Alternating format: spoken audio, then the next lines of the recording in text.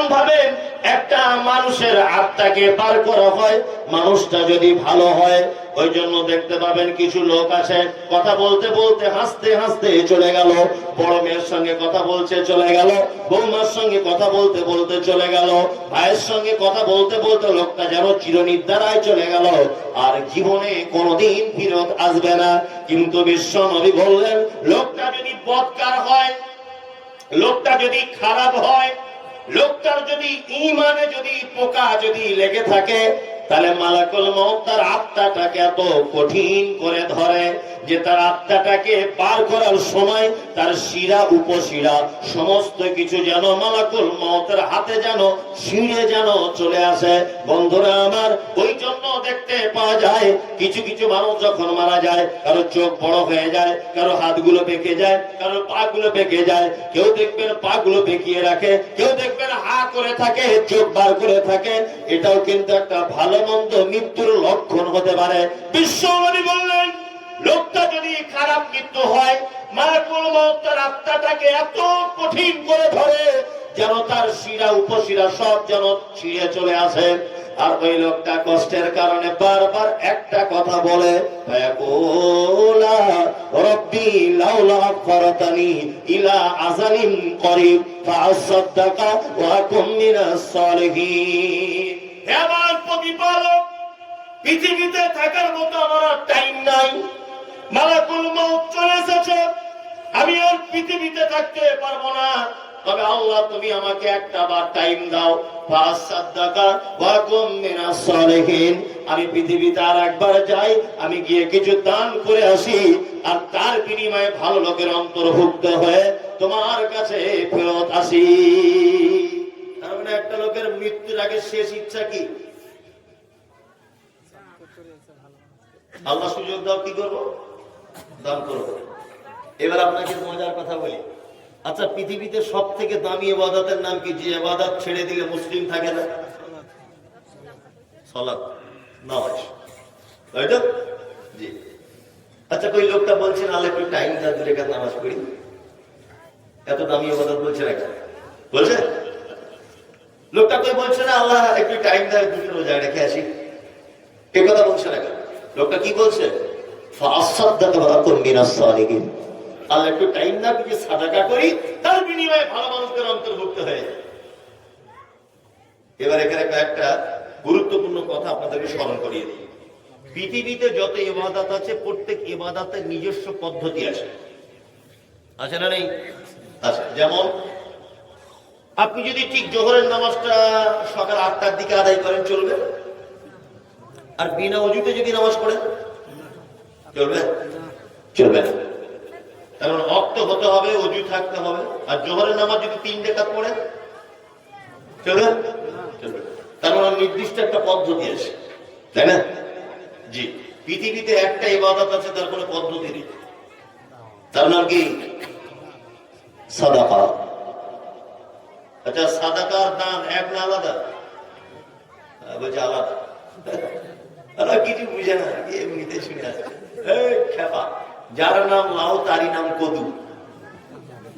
আরবিতে বলে সাদাকা, বাংলায় বলে দান। ওই জন্য আমাদের মা চাচিরা বুঝে না, ওর ছেলেটা নাকি পানিতে ডুবে যাচ্ছিল, তা কি করে কেউ তুলেছে, ওর মা খুব কাঁদতে আর বলছে তাড়াতাড়ি করে চাল ডাল আলু হাঁসের ডিম 4টি মসজিদে সাদকা করে।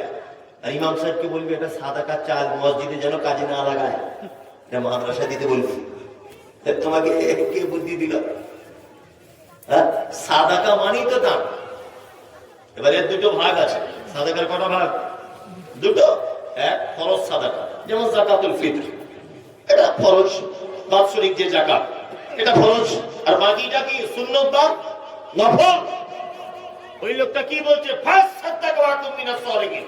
আল্লাহ একটু টাইম দাও আমাকে, আমি কিছু সাদাকা করে আসি। আপনি বাস থেকে নেমেছেন, 18 মাইল মোড়ে একজন হাত পেতে দিয়ে বলছে লা ইলাহা ইল্লাল্লাহ, মামু কিছু দাও। জিজ্ঞাসা করতে পারবে না বাড়ি কোথায় বল, তোর হাতে ঘড়ি কেন, তোর কাছে বড় মোবাইল কেন, তোর পরনে জিন্সের প্যান্ট কেন? তুই কিন্তু মুসলিম, খ্রিস্টান, ইহুদি, হাঁড়ি চুয়ার, চামার বাগদি, ছুতর মেতর, হানাফি, সাফি, মালিকি, হাম্বলি, দেওবন্দি, পাথর চাপড়ি, জামাত ইসলাম, খারিজি, ফারাইজি, আহলে হাদিস, কে তাবলীগ, জিজ্ঞাসা করা যাবে না।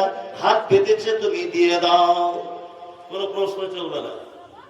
আচ্ছা এরকম আছে নাকি কোন হাদিসে যে 20 টাকার নোট দিতে হবে? আচ্ছা 20 টাকা দিতে পারো, 2 টাকার পয়সা দিতে পারো, কোন পদ্ধতি আছে? নাই।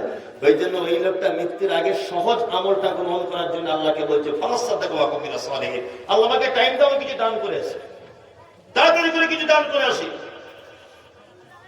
এখানে ওই লোকটা আর একটা শব্দ ব্যবহার করছে, মানে ওই লোকের কথাটা আল্লাহ কোরআনে নকল করেছেন কি মিনাস সালিহিন, আল্লাহ দান করব আর সালিহিনদের অন্তর্ভুক্ত হব। এই যে সালিহিন, এইটা হওয়ার জন্য তো আপনাকে আমি বলছি, সেই বুঝছি না? এই যে আনাল্লাহু আলাইহি মিনান নাবিয়্যিন ওয়াস-সিদ্দীকিন ওয়াশ-শুহাদা'i ওয়াস-সালিহিন, চারটি লোক প্রাইজ প্রাপ্ত। কটা লোক?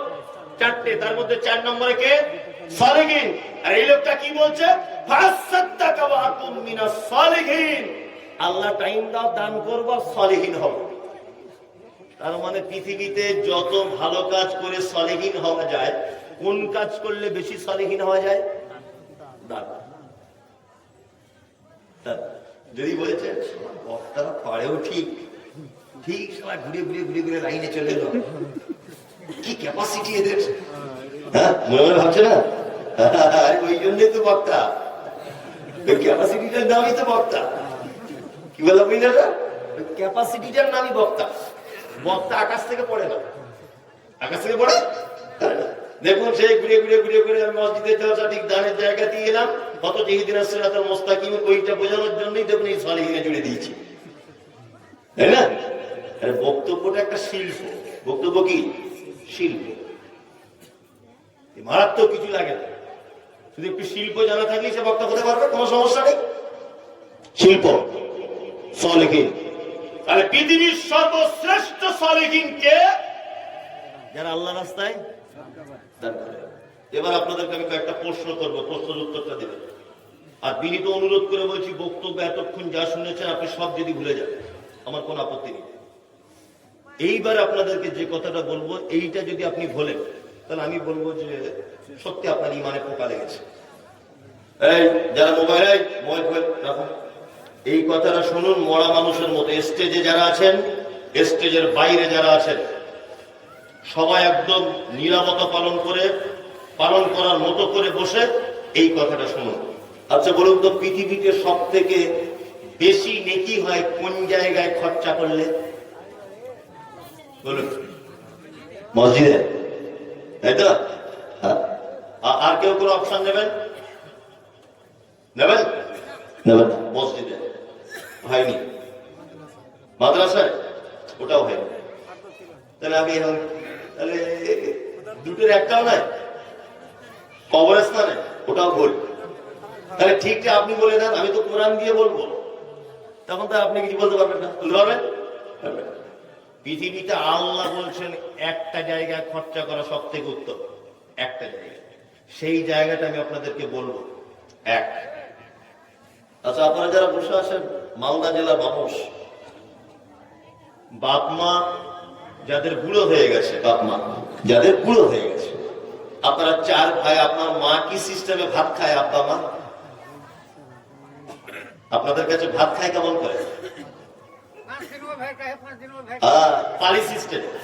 হ্যাঁ পালি, মানে ওর মা বাপ ইমাম সাহেব, ওর মা মুয়াজ্জিন, এরকম পালি সিস্টেম। আবার কোন কোন ছেলে ক্যালেন্ডার দেখে, আব্বা হে আজকে 16 তারিখ হয়ে গেল, তো বউ আমার বলে আমাদের তরকারি কি খুব মিষ্টি, ছেড়ে যেতে মন চায় না। আপনার মায়ের বয়স 85, আপনার আব্বার বয়স 90, 85 আর 90। আপনারা 4 ভাই, আপনার আব্বা মা বুড়ো হয়েছে, আপনারা 4 ভাই দিল্লিতে কোনো কাজ করেন, অনেক টাকার মালিক। আপনার আব্বা মা সিঁড়ি দিয়ে উঠতে পারে না বলে 4 ভাই মিটিং করে ছোট ভাইয়ের সিঁড়ির তলাতে আব্বা মায়ের থাকার জায়গা করেছে, সিঁড়ির তলায়। দিল্লি থেকে বাড়ি আসবেন ঈদের দুদিন আগে। তা দিল্লির কোন এক দোকান থেকে লোকটা, মানে ওই ছেলেটা ওই স্ত্রীকে ফোন করছে, হ্যালো কারিমা, আমি তো বাড়ি যাব কালকে, তাই ঈদের দিন তোমার জন্য কি নিয়ে যাবো বলো। ও তখন বলছে আমার জন্য একটা সালোয়ারের কাপড় আনবে, মেয়ের জন্য জামা, ছেলের জন্য কাপড়, আর মনে করে আমার মায়ের জন্য দুটো শাড়ি, আর আমার বোনের জন্য দুটো শাড়ি। মানে ছেলেটা শাড়ির কথা বলছে। ছেলেটা জামা কাপড় কিনছে, 4 ভাই কিনছে, বাড়ি আসবে। ওর স্ত্রী আবার ফোন করে জিজ্ঞেস করছে, হাগো কেনাকাটা হলো? তার লোকটা তখন বলছে তোমাদের সবার কমপ্লিট, আব্বার জন্য একটা লুঙ্গি পাঞ্জাবি আর মায়ের জন্য একটা শাড়ি আর ব্লাউজ কিনবো। তখন এই মেয়েটা মালদা জেলার ফোনে বলছে, কেন প্রত্যেক বছর তুমি কেন আব্বা মায়ের জন্য জামা কাপড় কিনতে যাবে? তো আর 3টে ভাই চোখে দেখতে পায় না? তারা জামা কাপড় কিনবে, তুমি কেন কিনবে? ও বইয়ের কথা শুনে বাড়ি চলে এসছে। 4 ভাই বাড়ি চলে এসছে। 4 ভাইয়ের কেউ আব্বা মায়ের জন্য জামা কাপড় কিনেনি, অথচ লাখ লাখ টাকার মালিক। ঈদের দিন সকাল 6:20 ঈদের নামাজ, মসজিদের মাইকে তাকবীর হয়, আল্লাহু আকবার আল্লাহু আকবার, লা ইলাহা ইল্লাল্লাহ, আল্লাহু আকবার আল্লাহু আকবার, ওয়ালিল্লাহিল হামদ। হয় গ্রামে হই হই রই রই, তাকবীরের ধ্বনিতে গোটা গ্রাম যেন মেতে উঠেছে। সবার বাড়িতে সিমাই পায়েস রান্না হচ্ছে, গরুর গোশত, চালের একটা রুটি, বিভিন্ন এলাকায় যে যেমন এলাকা ভিত্তিক আসে রান্না বান্না হচ্ছে। সবাই ঈদগাহে চলে যাচ্ছে নতুন জামার আতর পরে। তোমার আব্বার মা দুজনা মশারির ভিতরে বসে আছে। নাতি পুতি পোতা পুতি কেউ এসে খোঁজ খবর নিচ্ছে না তার নামাজ পড়তে যাবে কি না। তোমার মা ডান পাটা প্যারালাইসিস হয়ে গেছে, উঠতে পারে না। তোমার মা তোমার আব্বাকে বলছে, কি গো লালটুর আব্বা, তুমি কি ঈদগাহে যাবে না ঈদের নামাজ পড়তে? তখন আপনার আব্বা বলছে, যেতে খুব ইচ্ছা করছে, কিন্তু উপায় তো নেই, কি করে যাব? জামাও ভালো নেই, লুঙ্গি নেই, আর যে লুঙ্গিটা পরে আছি রাত্রে পেচ্ছাপ করে ফেলেছিলাম, ধোয়া হয়নি। আপনার স্ত্রী প্যারালাইসিস পা, আপনার মা হিচড়ে হিচড়ে হিচড়ে হিচড়ে বাক্সর কাছাকাছি গেছে। আপনার আব্বা মায়ের একটা পুরাতন বাক্স ছিল, বাক্সের ভিতরে বড় মেয়ের দেওয়া একটা পাঞ্জাবি একটা লুঙ্গি ছিল। ওটা বার করে এনে তোমার আব্বার হাতে তুলে দিয়ে বলছিল, তুমি একবার বছরের শেষ নামাজটা পড়েছো ঈদগাহে গিয়ে। তোমার আব্বা ঈদগাহে শেষ নামাজটা পড়তে গেল, নামাজ শেষ, সবাই বাড়ি চলে এলো। তোমার আব্বা আস্তে আস্তে লাঠি নিয়ে হেঁটে হেঁটে তোমাদের বাড়ির মেন গেটের সামনে এসে বসে পড়ল। দুপুর 12টা পর্যন্ত কোনো বৌমা খোঁজ নিল না, শ্বশুর খেয়েছে কি শাশুড়ি খেয়েছে কি, কোনো খোঁজ নেই, কোনো খোঁজ নেই। কেন সমাজ, কিসের ব্যবস্থা?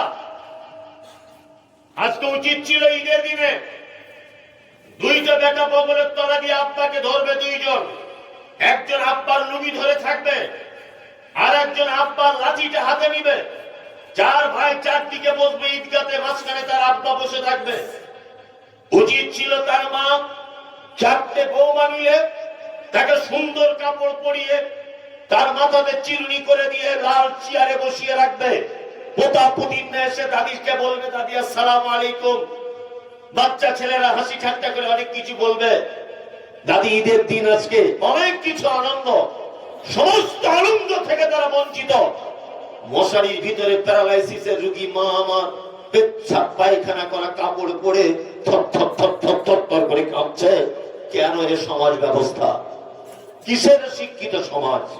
হ্যাঁ, এর জন্য তোমার আব্বা মায়ের খুব বড় দোষ আছে।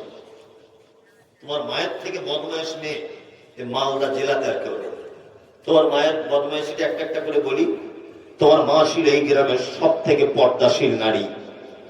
তোমার মাকে জীবনে আলে ওলামারা মুখ দেখেনি। তোমাদের গ্রামের নামাজি মুসল্লি লোক কেউ তোমার মায়ের মুখ দেখেনি। এত আল্লাহ ওয়ালি মেয়ে ছিল তোমার মা। তোমার মা এত পর্দা করতো, পরপুরুষকে মুখ দেখাতো না।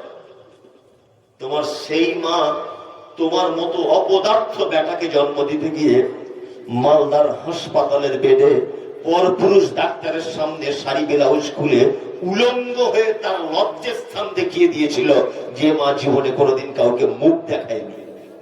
তোমার মতো বেটাকে জন্ম দিতে গিয়ে এটা তোমার জীবনে তোমার মায়ের প্রথম অপরাধ। তোমার মায়ের দ্বিতীয় অপরাধ, তোমার মায়ের মাথার চুল ছিল কালো কুচকুচে চুল, হাঁটু পর্যন্ত দুলতো। পাড়ার মেয়েরা তোমার মায়ের চুল দেখতে আসতো।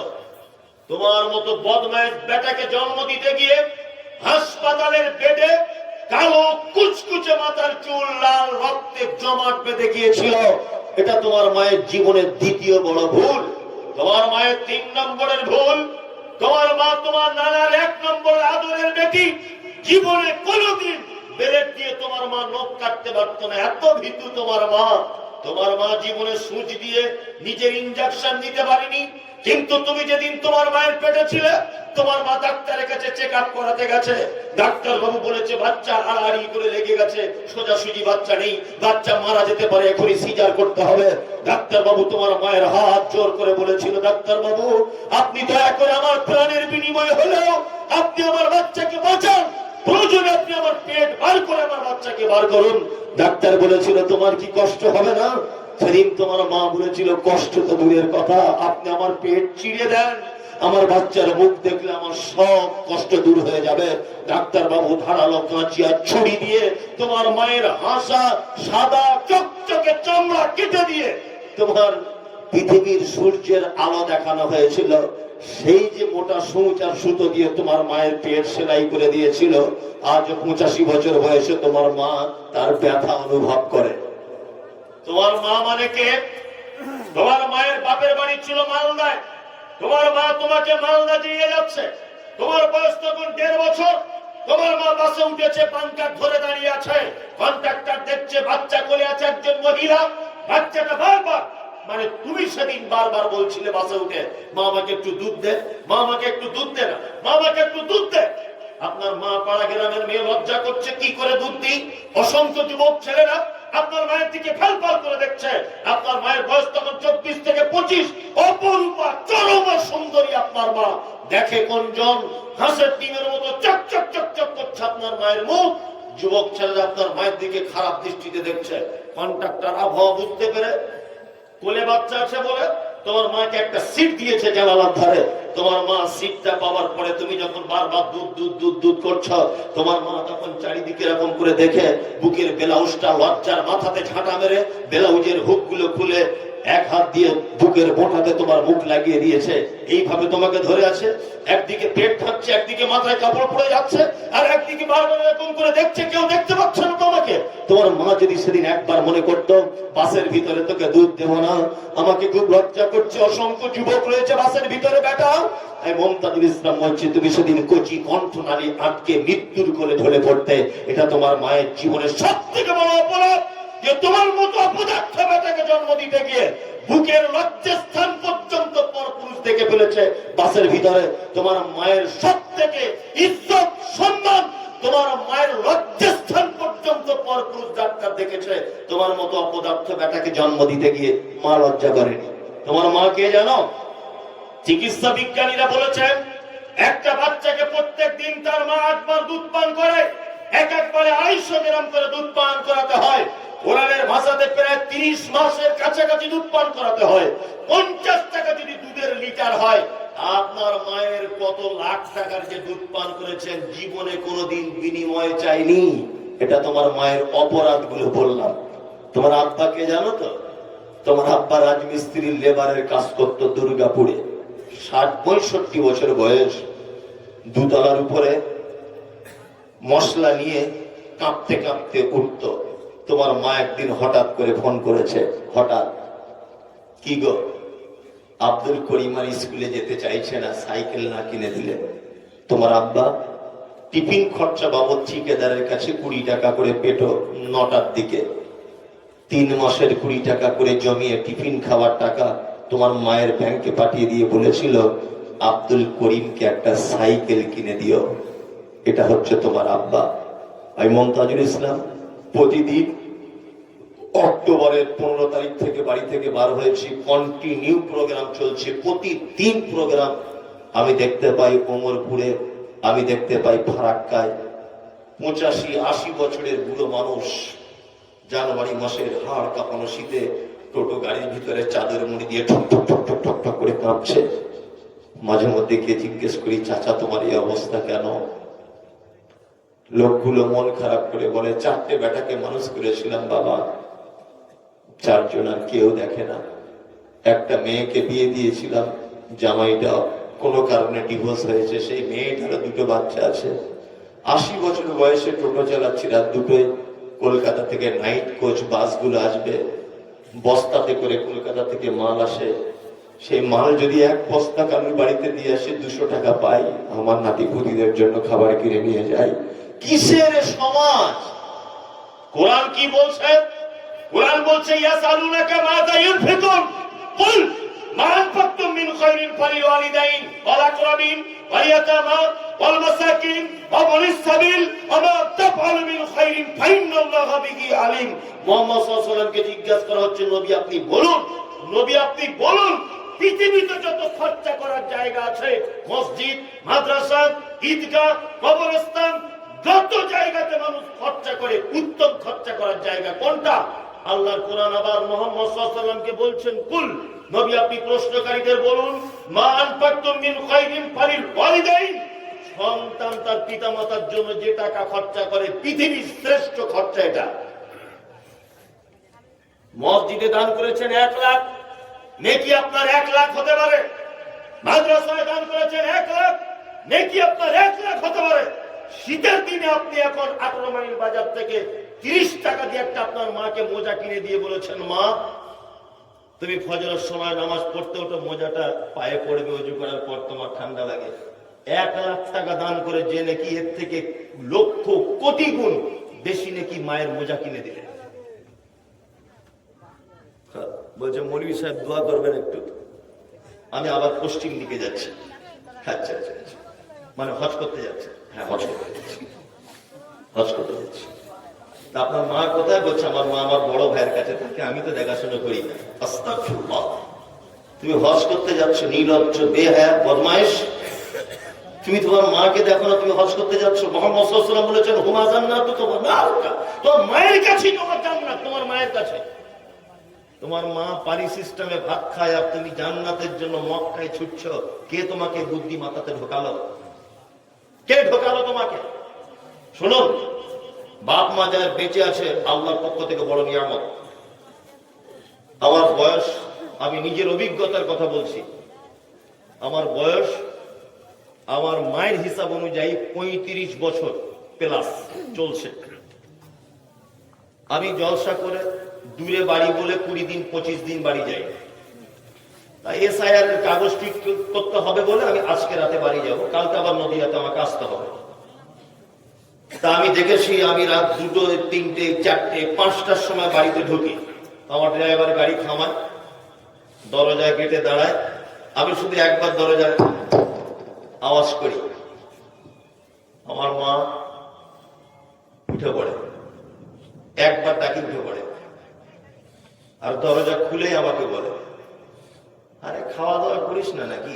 চোখ মুখ সব ঢুকে গেছে, আরে জামা কাপড় গুলো তো ময়লা, কাচিস না, কোথায় থাকিস কোথায়? আমি যখন বাড়ি থেকে বার হই, আমি বকাবকি করবো বলে বা আমি কিছু বলবো বলে আমার মা আমার ড্রাইভারকে সাইডে ডেকে নিয়ে বলে, আমার একটা ছেলে তো, বেটা গাড়ি জোরে চালাস না, আস্তে আস্তে চালাবে।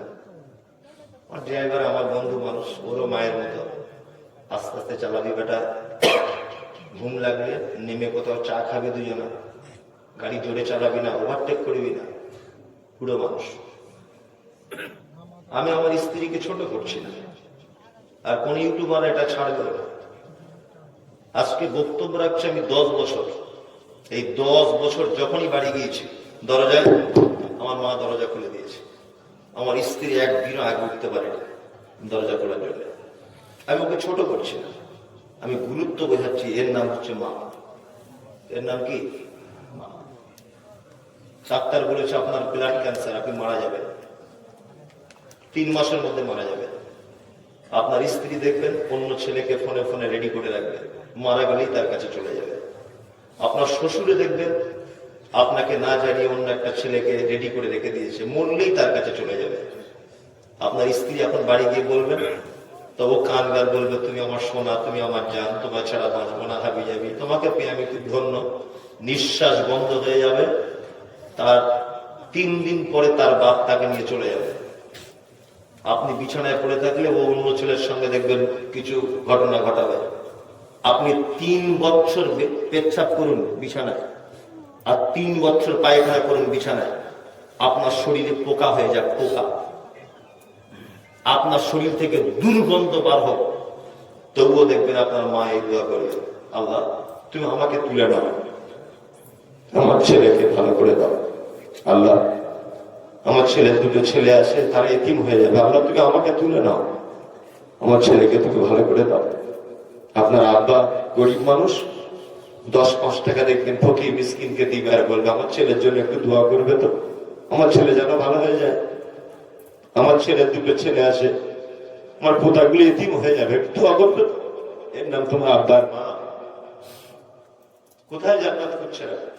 মুহাম্মদ সাল্লাল্লাহু আলাইহি ওয়াসাল্লাম বলেছেন হুমা জান্নাতুকা ওয়া নারুকা, তোমার মায়ের কাছে যাও, জান্নাত রয়েছে। যারা স্ত্রীর কথা শুনে মায়ের প্রতি অত্যাচার করে, মাকে দেখেন না, মুমতাজুল ইসলাম বলছে যারা আব্বাকে দেখেন না, আপনার মতো পৃথিবীতে হতভাগা আর কেউ নেই, আর কেউ নেই। আপনার মা পানি সিস্টেমে ভাত খাবে কেন? আপনার স্ত্রী কাজ কি বাড়ি গিয়ে বলবেন যে আমি আজকে থেকে পানি তুলে দিলাম, মা যতদিন তুমি বাঁচবে যখন ইচ্ছা তুমি আমার বাড়িতে খাবে, তরকারি তোমার ইচ্ছা মতো তুমি তুলে খাবে, আমার বউকে কোনোদিন কৈফিয়ত দিবে না। বউকে চোখ না নিয়ে বলে রাখবেন, এই আমার আব্বা আমাদের বাড়িতে খাক আর না খাক, প্রতিদিন 365 দিন আমার আব্বার সামনে তুমি তরকারি দিয়ে আসবে। পানি সিস্টেমে খাবে কেন? 4 বৌমা 4 দিক দিয়ে তরকারি দেবে, বুড়ো মানুষ হয়তো 1-2 পিস খাবে, ওর যেটা ভালো লাগবে খাবে, যেটা ভালো লাগবে না খাবে না। আব্বা মায়ের জন্য পয়সা খরচা করুন। আপনি একদিন একটা মজা আপনার স্ত্রীকে আপনি 4000 টাকা দামে শাড়ি কিনে দেন, জীবনে আপনার শুকরিয়া আদায় করবেন। আপনি 20 টাকার আজকে টেস্ট করুন, কাল সকালে আপনার মায়ের জন্য একটা 20 টাকার মোজা কিনুন ফেরিওয়ালাদের কাছে, আপনার মাকে দেন, দেখবেন কত দোয়া আপনাকে দেবে। হ্যাঁ বেটা, আমার কথা তোর মনে ছিল, আর তোর ছেলে মেয়েদের জন্য এনেছিস, তুই বলছিলিস তোর কাজ বাজ হয় না, ব্যবসা খারাপ, তবু আমার জন্য কেন মোজা আনতে গেলি? আপনার মা দেখবেন নামাজ পাঠিতে আপনার জন্য দোয়া করবে। যে দোয়া করার জন্য বসে আছে আপনি তাকে দিচ্ছেন না, তাকে বঞ্চিত করছেন, আপনি হতভাগা ছেলে হিসেবে, আপনি হতভাগা। মুহাম্মদ সাল্লাল্লাহু আলাইহি ওয়াসাল্লামের হাদিস একটা আপনাকে বলি। আল্লাহ নবী সাল্লাল্লাহু আলাইহি ওয়াসাল্লাম জুম্মার দিনে খুতবা দিতে উঠছেন, একটা ধাপে পা দিলেন আর বললেন আমিন, আর একটা ধাপে পা দিলেন আর বললেন আমিন, আর একটা ধাপে পা দিলেন আর বললেন আমিন। সাহাবীগণ জিজ্ঞাসা করছেন, আল্লাহর নবী আপনি তো অন্যদিন আমিন বলেন না, আজকে হঠাৎ করে কেন আমিন বলছেন? আল্লাহ রাসূল বলছেন আজকে একটা মারাত্মক ঘটনা ঘটে গেল। আমি মেম্বারে যখন উঠছিলাম জিবরিল আমিনকে দেখলাম, জিবরিল আমিন যেন বদদুয়া করছিল তাদের জন্য, তাদের নাক যেন ধুলোতে মিশে যায়। জিবরিল আমিন বলছিলেন ওই ব্যক্তিদের নাক যেন ধুলোতে মিশে যায়, তারা যেন অপমানিত হয়, দুনিয়াতে যেন অপমানিত হয়। আল্লাহ নবী একটা ধাপে পা দিলেন আর বললেন আমিন, আর একটা ধাপে পা দিলেন বললেন আমিন, আর একটা ধাপে পা দিলেন আর বললেন আমিন। তখন সাহাবীগণ বললেন আল্লাহ নবী জিবরিল কাদের জন্য বদদুয়া করছিলেন? তখন আল্লাহ নবী সাল্লাল্লাহু আলাইহি ওয়াসাল্লাম বলেছেন ওই ব্যক্তির জন্য যে তার পিতামাতার ভিতরে একজনকেও পেল, তাদের সেবা যত্ন করে জান্নাত যেতে পারলো না, এর দুনিয়াতেই যেন অপমান হয়। আল্লাহ নবী বলছেন জিবরিল আমিন দোয়া করছিলেন আর আমি আমিন বলছিলাম। আমি মুমতাজুল ইসলামের কথা বলছি, আপনার আব্বা মায়ের সঙ্গে যদি আপনি অসৎ ব্যবহার করেন, মৃত্যুর আগের দিন পর্যন্ত আপনাকে অপমান হতেই হবে, 100%। কারণ আপনার জন্য জিবরিল বদদুয়া করেছে, আল্লাহর নবী বদদুয়াতে আমিন বলেছেন।